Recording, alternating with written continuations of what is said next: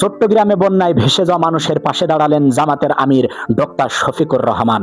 কিন্তু কিছু বুদ্ধিজীবী ও মাথামোটা তারা বলতেছেন ফেসবুকে স্ট্যাটাস দিয়ে এবং কমেন্ট বক্সে এসে কমেন্ট করে বলতেছেন তিনি নাকি দান করতেছেন লোক দেখানোর জন্য।